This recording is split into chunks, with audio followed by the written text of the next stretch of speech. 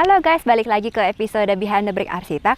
Kali ini kita mau ngebahas rumah yang material finishingnya 90% dari bahan natural, konsep arsitekturnya split level, dan di dalamnya menurut saya enak banget, berasa kayak di villa. Buat yang penasaran, yuk masuk aja yuk.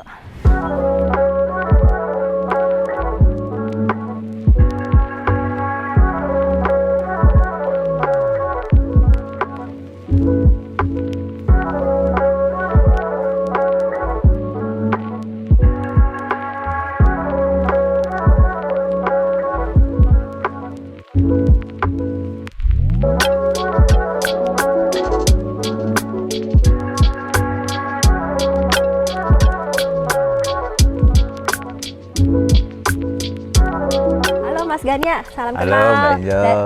Ini Mas Gania dari Arkides Studio. Ini boleh Salam diceritain kenal nggak Mas rumahnya? Ya, ini rumah tinggal ya, keluarga muda yang punya rumah kedua.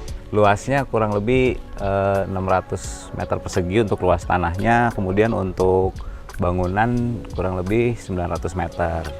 Gitu. Oke. Dia 2,5 lantai karena memang kita bikinnya agak split level gitulah.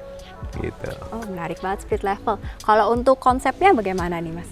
Ya, jadi konsepnya sebetulnya rumah tropis, tapi saya sama owner tuh kita develop, dia kebetulan juga senang sama konsep mid century ya. Jadi memang kita bikin arsitektur mid century, tapi yang tropis gitu, modern, natural material. 90% di sini kita pakai materialnya natural, kemudian juga secara bentuk ya mengadopsi arsitektur tropis lah gitu. Oke. Kalau material natural, ini kelihatan ya dari luar ya, materialnya batu alam ya. Iya, betul. Jadi konsepnya karena apa namanya tadi natural gitu ya. Jadi dari bawah sampai dalam juga kita pakai batu, kemudian untuk konkrit beberapa juga kita pakai konkrit expose sih. Oke. Wah, keren banget nih. Boleh kita masuk? Ayo, silakan. Ya, inilah kurang lebih rumahnya. Oh, ini dari carportnya ya. Betul. Ini boleh diceritain nggak material-material yang dipakai nih? Soalnya saya lihat unik banget. Ya, jadi mungkin sebelum material saya jelasin dulu konsep depannya ya. Karena kan ini rumahnya ada 2 entrance gitu ya. Satu pagar di sana, satu lagi di sini. Jadi memang tadinya kan konsep kalau rumah-rumah yang ukurannya cukup besar, mereka kan pasti senang ada drop off gitu ya. Nah, cuman drop off ini kita bikin di samping nih, kayak gini nih. Jadi kalau di Indonesia karena curah hujannya tinggi, jadi kita benar-benar concern gimana caranya pemilik rumah itu masuk ke rumah tuh nggak kehujanan, gitu. Jadi in case pada saat musim hujan, ya kan kita lagi belanja atau apa bawa barang gitu kan. Kalau kehujanan repot ya harus bawa payung dan lain-lain. Jadi kita bikin drop off karena memang space-nya juga mencukupi lah gitu. Nah, untuk material sendiri untuk area luar ini kita pakai batu andesit gitu. Batu andesit ukuran 10-10. Nah, untuk landscape-nya ya kita hanya beberapa aja sih, di belakang sana kita kasih barrier juga nanti supaya jadi batas sama tetangga. Terus di sana juga ada di background ini nanti ada fish pond, kemudian di belakangnya kita kasih tanaman gitu. Oke. Kalau yang ini dari batu apa ya Mas? Ini kita pakai batu paras Jogja. Cuman kita campur sedikit sama bahan terrazzo, jadi kita kasih jarak gitu ya, nggak kita pasang batu kan. Pasang batu tuh ada macem-macem, ada yang memang pasang biar rapet gitu pasangnya gitu, ada pasangnya kita bikin yang ini agak renggang. Bagus banget, jadi rich banget teksturnya ya. Iya. Ya, yang saya perhatiin juga di carport ini sebetulnya berasa kayak di resort. Ya, tadi saya mau komen begitu. Iya. Karena kalau nanti kita masuk ke dalam, boleh? Boleh. Ayo kita ke dalam. Nah, ini pintu masuk nih, memang kita agak naik sedikit ya, karena bangunan ini kan split level, jadi ini kita naikin sendiri. Konsepnya memang untuk menciptakan privacy. Jadi split level tuh kita bikin selain untuk ekstra ruang juga, karena kita pengen tetap ngejaga bangunannya pendek, tapi outdoor juga kelihatan semua, cuman dari luar nggak bisa lihat ke atas, jadi kita mainin sudut pandang lah gitu. Jadi makanya kita bikin lah tangga ini, naik pun ke sini kasih tangga. Nah, untuk lantai ya kita pakai kayu ulin ya, ulin Kalimantan. Memang warnanya yang kita mau seperti ini. Kadang-kadang kan orang kayu tuh pengennya warnanya coklat gitu. Sebenarnya Ada juga warna-warna kayu yang memang naturalnya seperti ini gitu. Ya untuk kanopinya sendiri kita pakai kanopi besi. Finishingnya ya memang kita pakai cat yang agak glossy karena memang outdoor ya. Kita pakai itu dan bertekstur kulit jeruk. Kemudian warnanya gunmetal. Ini yang keren banget dari drop off-nya ada reflecting pond, terus sinarnya jadi kepantul-pantul di plafon kayunya, keren banget. Iya, cukup ngebantu kah kalau lagi panas banget kayak gini. Oh iya. Feel-nya lebih Feel dingin resort. walaupun sebenarnya tetap panas, cuma feel-nya masih lebih dingin. Oke. Ayo kita masuk ke dalam ya. Nah ini sekarang kita ada di level 1,5 dari bawah gitu. Nah di sini tuh sebetulnya di sebelah kanan ini ada rem. Nah rem ini dipakai buat pemilik kan, kadang ada kerabat atau keluarganya yang pakai kursi roda gitu. Jadi nanti dia tetap bisa akses, jadi nggak repot sih sebetulnya gitu. Nah kemudian dinding yang tadi di depan kerasa tinggi ya di sini jadi kerasa pendek aja gitu ya, karena memang ini kan split level. Gitu. Jadi di sana ada side entrance juga kita gabungin ke main entrance ini gitu. Jadi karena ini lokasi hook-nya ada dimanfaatkan dua entrance itu ya. Betul gitu. Nah ini foyer lah sama sekaligus sedikit ruang tamu gitu. Nah ini buat naruh sendal, jadi memang copot sendal di sini nih gitu. Ini kita kasih udara, kasih gap. Jadi ini tuh bolong sebenarnya ini untuk ventilasi gitu, sama feel indoor outdoornya supaya ngeblend gitu. Jadi kita kita sengaja pengen bikin si rumah ini tuh indoornya tuh jadi kebawa ke outdoornya tuh kebawa ke indoor gitu, kurang lebih kayak gitulah gitu. Ini jadi bolong dari atas dan juga dari sisi Iya, bolong ya? semua gitu. Jadi Berasa sekarang anginnya berasa. berasa ya. Iya. Apalagi kalau dibuka yang lain tuh pasti crossnya langsung jalan. Bagus. Gitu. Nah ini kita akan masuk ke living room ya. Oke, nah ini living roomnya. Berasa di villa. Ya memang kita ceilingnya pendek nih. Kadang-kadang kan banyak konsumen atau klien kita tuh yang kalau punya rumah tuh pengen ceilingnya tinggi gitu ya, supaya kesannya dingin, kesannya besar gitu. Tapi dalam case ini karena memang rumahnya sendiri udah cukup besar dan apa istilahnya sirkulasi dan lain-lain juga sudah sangat maksimal. Jadi saya sih secara pribadi lebih senang ceiling tuh secukupnya aja. Jadi nggak terlalu tinggi, nggak terlalu pendek. Ini kita kasih kurang lebih 2,7 kalau nggak salah gitu. 2,7 tuh lebih homey lah. Jadi kalau ceilingnya pendek tuh lebih homey gitu. Iya betul. Pasti pernah kan ke rumah yang ceilingnya tinggi tuh berasa kerdil banget gitu kita masuk ke rumah. Kalau ini kan lebih kerasa di rumah lah gitu. Apalagi dengan tekstur yang rich kayak beton expose, kayu, makin berasa banget homey-nya sih di sini. Iya betul gitu. Nah ini kiri kanan memang kita buka, yaitu tadi konsep borrowing space yang kita ambil karena kita tadi pengen jadi rumah. Saya nggak tahu ya, tapi banyak yang bilang desain Archides tuh dari luar introvert, dari dalam tuh extrovert gitu. Jadi dari luar tuh kayak kadang-kadang orang apa sih tembok doang, jarang ada bukaan keluar gitu. Karena sebenarnya kita bikin rumah tuh orientasinya untuk pemilik sih. Beda dengan publik ya. Kalau publik kan orientasi rumah tuh harus keluar gitu ya. Orientasi bangunan tuh harus bangunan mengundang orang untuk masuk. Kalau untuk rumah kan sudah semakin sini warga kita tuh kan semakin private gitu ya. Itu privacy. Sedangkan di dalam pengen taman gede, ada taman belakang ya. Akhirnya kita bikin di dalamnya lebih kebuka. Ya. Gitu. Biar lebih nyaman ya betul, prioritasnya. Oke. Terus yang sana? Ya ini swimming pool jadi pusat orientasi, jadi sentral ya. Jadi semua orientasi ruangan di rumah ini tuh menghadap ke pool gitu. Dan memang kebetulan kan ini kita selatannya di sana barat gitu. Ya memang poolnya kita taruh di sini, jadi lagi berenang nggak kepanasan gitu. Iya. Apalagi siang-siang berenang gitu, biar nggak hitam. Penting. Iya. Terus ini decking, ini betonnya expose ya? Ya ini kita pakai concrete expose semua untuk ceiling. Jadi memang bangunan sebelah kanan ini masa ini kita most likely semuanya pakai beton expose. Yang kanan nih plester aci biasa, kita kasih tekstur. Jadi apa namanya, untuk ngasih lihat tension lah beda gitu ya, bahwa yang kiri sama yang kanan ini lebih apa ya istilahnya, lebih natural materialnya, lebih kuat lah daripada yang kanan gitu. Oh, emang sengaja dikontraskan? Iya, gitu sengaja ya? biar apa namanya, nggak semuanya teriak gitu. Jadi yang teriak cukup yang ini aja gitu. Keren, keren. Ini saya boleh nanya nggak? Saya penasaran banget nih kenapa ada list besinya ini. Ah ya, jadi ini list ini tuh sebetulnya kita bikin untuk talang air gitu. Jadi kan kita bikin apa namanya, tritis keluar nih kurang lebih kan 2 meter lebih ya, 2,4. Terus kita juga bikin dia bolong, jadi tanaman tuh bisa tembus ke atas.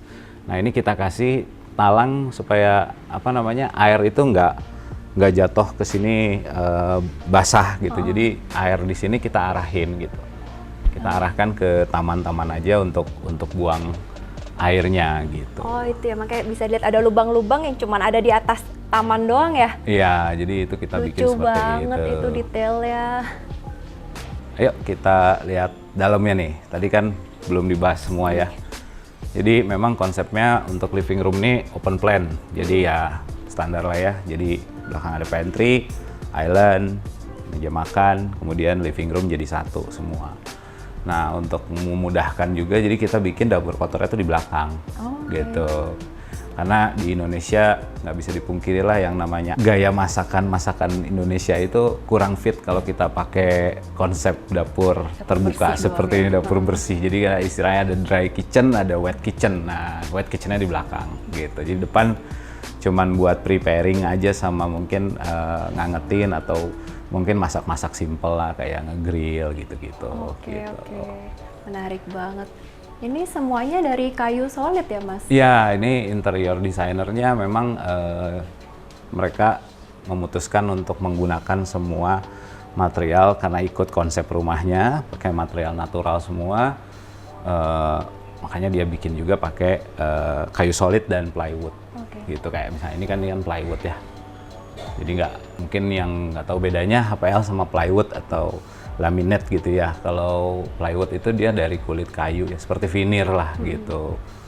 Tropikalnya dapat banget ya jadinya. Ya, diharapkan begitu.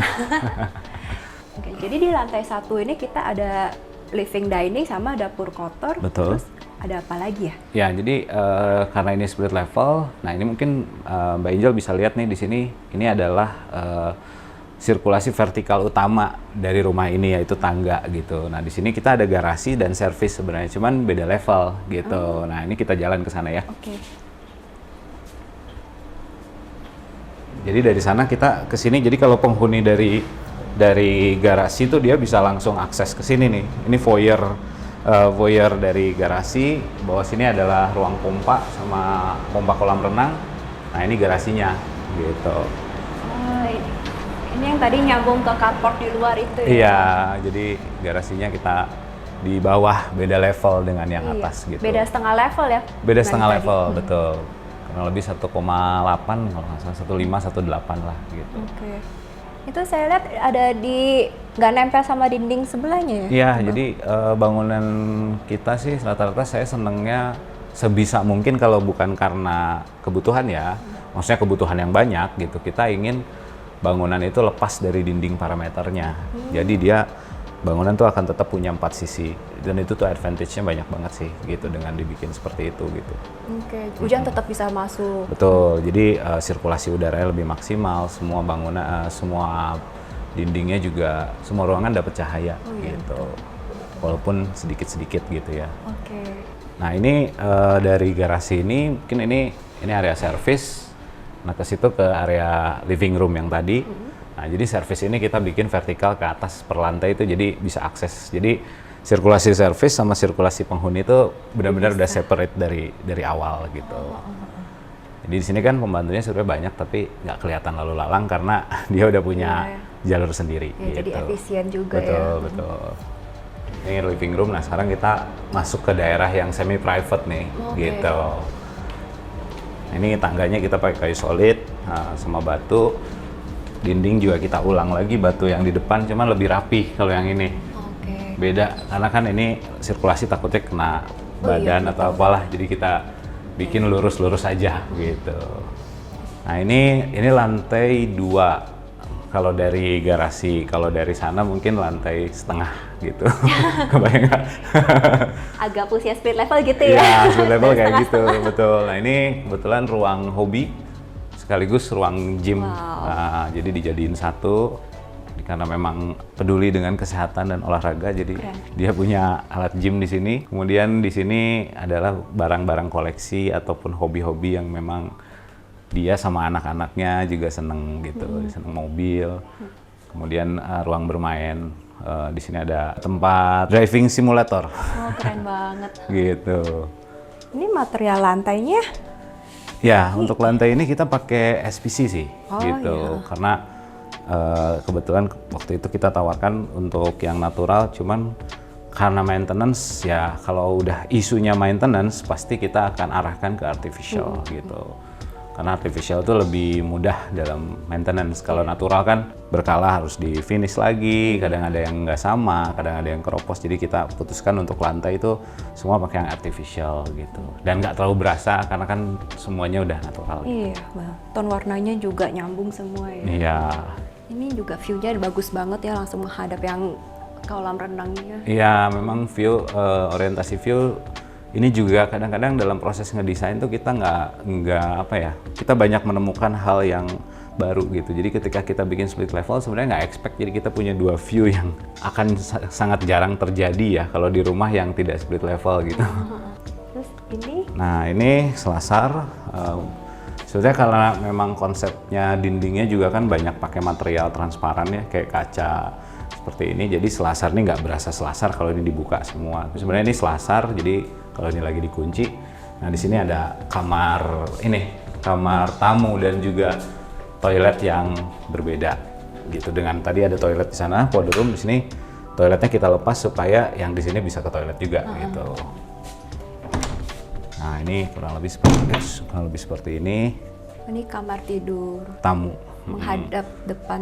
Menghadap depan Ini yang ya, selatan ya? Betul gitu. Berarti kamar ini juga dapat view ke kolam renang? Oh iya, dapat. Jadi selain ke depan, view justru sebenarnya kalau saya sih lebih ngejagoin view yang ini ya. Keren banget. Gitu. Jadi memang dia juga dapat view kolam gitu. Bukan emang berasa di villa ya? Itu pohonnya lucu banget ya, nembusin ini. Iya, pohonnya memang konsepnya kita sengaja pengen tembusin gitu ya, supaya ada kesinambungan lah antara bangunan yang memang karakternya keras gitu, terus ketemu sama pohon yang karakternya natural gitu. Jadi bisa ngasih satu pengalaman yang istilahnya men-tone down bahasa bangunan yang keras itu jadi lebih natural gitu. Makanya kita kasih pohonnya nanti biar aja tua nanti nembus dari rumahnya ke atas. Keren banget deh. Abis nih kita kemana lagi nih Mas? Nah sekarang kita ke kamar utama tuh, ke sana. Oh ya, oke. Iya. Nah ini servis nih, jadi ini akses servis semua yang tadi dari bawah tuh langsung ke atas tuh. Oh iya. Gitu, dan memang kita kasih tangganya perforated biar tembus cahaya ke bawah semua gitu. Jadi kalau untuk surfing nggak usah lewat-lewat gitu, jadi dia lewatnya ke sini aja, nggak usah lewat tangga utama. Di sini juga ada musola, ruang berdoa. Musolanya cuma di-skat aja seperti ini, cukup untuk berjamaah keluarga lah gitu. Nah sekarang kita ke atas ya. Oke. Nah ini kan di lantai, kita naik setengah dari living room, sekarang kita naik 1 lantai dari living room. Yuk kita sekarang ke lantai 2-nya dari living room nih. Ini ada ruangan apa nih Mas di sini? Ini sebenarnya mini living room sih. Jadi skenarionya tuh kadang-kadang kalau misalkan tamu nih, suami istri, suaminya lagi ada tamu di living room kan, istrinya lagi males misalkan apa, dia bisa santai-santai di sini lah, jadi punya backup untuk living room gitu. Gitu. Terus di sini juga kita siapin pantry. Makanya kita bikin deket-deket sama kamar utama sama kamar anak. Jadi ini living room kedua lah biasanya ruang keluarga gitu. juga Iya, ya. betul. Nah ini memang di luar ini ada selasar sih untuk maintenance saja. Jadi kita kasih selasar. Ini bisa dibuka ya. Ini yang menghadap barat ya, Mas? Ya, ini yang menghadap barat. Nah, ini selasar untuk maintenance sih gitu. Oke. Ini karena menghadap barat makanya dibikin selasarnya lebar banget ya, Mas? Iya, jadi ini juga panjang supaya panasnya Nggak masuk nggak ke ngejilat dalam. ke dalam lah, gitu. Iya. Terus di luar juga kalau lihat mungkin bukaannya nggak banyak, jadi cuman ini aja karena memang ini kepentingan fasad juga kan. Rumah kan harus ada fasad dari samping juga Iya, gitu. iya, iya. Oke, nah ini kita masuk ke kamar utama ya sekarang. Nah pintunya kalau bisa diperhatiin ini nggak lihat ke tempat tidur langsung nih gitu. Jadi lebih ke apa ya, adab lah. Kadang-kadang itu juga nggak enak ya kalau tidur ngadep pintu gitu. Iya, Jadi privacy ya. masuk tuh benar-benar dikasih dulu Eli sini bisa naruh barang-barang, kunci dan lain-lain. Nah ini tempat tidurnya gitu. Oke. Ini terus ini ada yang diekspos lagi. Ya ini kita kasih expose tapi ini artificial ya karena memang kan ceiling tuh syarat dengan maintenance, jadi kita nggak bikin dia pakai konkrit beneran gitu, tapi ya kita upayakan sama lah gitu. Nah ini master bedroom, TV, ngadep TV juga dia punya pemandangan ke depan nih. Yang ada kolam ya. Ada kolam, ya. Keren banget. Jadi secara posisi dia sentral nih di rumah ini. Jadi dia punya pandangan tuh bisa ke depan, ke samping kiri, samping kanan, cuma ke belakang aja karena nggak ada apa-apa di belakang. Jadi memang benar-benar bisa ngelihat ke semuanya gitu. Keren, keren. Nah ini wardrobe-nya, mungkin kalau dilihat ceilingnya di sini kita nggak bikin ruangan khusus untuk walk-in ya. Jadi walk-in itu kita manfaatkan selasar. Terus ini juga kita pendekin supaya feel-nya tuh ruangannya tetap kerasa besar gitu. Kalau misalnya kita tutup, dia kan pasti akan ngerasa ruangan ini tuh kecil gitu. Iya. Nah, karena memang bawahnya ceilingnya nggak kita backdrop ini nggak kita naikin sampai atas, jadi lebih luas lah kesannya. Ada konektivitas juga ya, mungkin kalau Betul. ibunya lagi dressing kan Iya, bisa sambil ngobrol sama betul, bapaknya. betul. Nah ini walk-innya tembus sampai ke kamar mandi gitu, Oke. jadi muter. Nah ini walk-in gaya mid century begini nih. Baru kali ini loh saya lihat walk-in gaya mid century. Iya, jadi banyak kayu-kayu. Semua kayu solid jati ya. Iya, kayu solid. Kemudian masuk sini. Nah ini master bathroom. Kita kasih cahaya dan juga udara dari atas. Oh ini ventilasi, bisa Iya, ventilasi kebuka ya? ventilasi juga gitu ya. oke. Secara nggak langsung, Penting jadi ya. supaya nggak bau. Walaupun tetap masih dibantu exhaust buat ngejalanin udaranya ya. Menarik, menarik. Gitu. Konsepnya kering, kamar mandi kering. Jadi yang area basahnya kita kasih kubikel seperti ini supaya tetap kering kamar mandinya gitu. Ini pintu ke Oh iya, nyambung ke nyambung kamar ke tidur kamar tidur tadi. utama, betul. Di sini ada ruang kerja sambil jadi satpam biasanya. Nah, Lihat keluar. Biasa ruang kerja si bapak nih. oke. Ya, jadi balik lagi. Jadi kalau misalkan mau ke toilet tinggal lewat sini gitu. Kalau tadi kan jalurnya kalau mau mandi tuh, kalau mau toilet jalurnya beda lagi. Gitu. Oke, oke. Keren banget. Nah, abis ini kita kemana lagi nih, Mas? Nah, habis ini kita akan ke lantai yang satu lagi yaitu kamar anak. Gitu. Kesannya lantainya banyak ya, padahal sebenarnya nggak juga ya. Enggak, ya memang karena split level tuh kadang-kadang buat yang pertama datang tuh pasti mereka butuh mappingnya lebih lama daripada lantai Iya. biasa. Keren, keren. Nah ini lantai terakhir nih, kamar anak. Kamar anaknya taruh di ujung ya, supaya nanti kalau udah gede tetap lewat kamar utama. Oke. Nah, ini selasar. Ini sebetulnya saya konsepinnya untuk ruang koleksi anak-anaknya ya. Tapi mungkin belum diisi. Kemudian kita kasih jendela di bawah, jendela di atas, ini memang terang banget lah. Kemudian di sini gap tadi yang dari garasi itu ada space 90. Ini buat udara, jadi 90 cm. iya, jadi flow juga tetap masuk gitu ke selasar gitu, iya. walaupun dia ada di tengah. Nah ini servis yang tadi dia gabung ke sini, jadi servis yang tadi dari bawah juga diakses ke sini gitu. Ini buat ke atas di jemuran. Ya, atas toren jemuran. mungkin? Iya, jemuran sama untuk service maintenance toren dan lain-lain ke atas. Oke. Nah, kurang lebih itulah ruangan-ruangannya. Oh, Keren banget nih, nggak berasa banget kayak kita udah muterin semua, kayak kesannya banyak banget ruangannya. Oke, mungkin abisnya kita lanjut ke bawah buat bahas-bahas lebih lagi. Boleh, ayo. Oke deh Mas, sekarang aku mau nanya nih, untuk proses desain dan bangunnya bisa berapa lama ya? Oke, untuk desain itu biasanya kita kan tahapannya tuh desain tuh kita matengin kurang lebih 90% lah. Itu di 4 bulan, setelah selesai 4 bulan itu baru mulai pembangunan sambil supervisi. Nah, pembangunan itu untuk fisik dan interior ini mungkin menghabiskan waktu kurang lebih 2,5 tahun lah. Gitu. Kalau ada tantangan tersendiri nggak di sini? Tantangan sebetulnya sih lebih ke ini aja ya, tahapan selalu di arsitektur tuh tahapan supervisi ya. Jadi dimana bagaimana kita bisa gambar itu bisa terdelivery dengan baik, menghasilkan bangunan yang hasil akhirnya sebisa mungkin mendekati dengan yang digambar gitu ya. Kita nggak bisa bilang 100% karena kadang-kadang kan ukuran site itu ada perubahan sedikit ketika kita ukur ulang dan lain-lain gitu ya. Jadi yang paling tantangannya itu adalah mendelivery hasil gambar kita ke dalam pembangunan gitu. Itu tantangan utama. Kemudian yang kedua adalah karena mayoritas di sini menggunakan natural material, kemudian juga menggunakan concrete expose. Jadi pelaksanaan itu memang sudah harus rapih dari awalnya gitu. Jadi kita nggak bisa, oh ini nggak rapi terus kita tambal, itu agak susah ya kalau misalkan pakai material-material seperti concrete expose di sini gitu.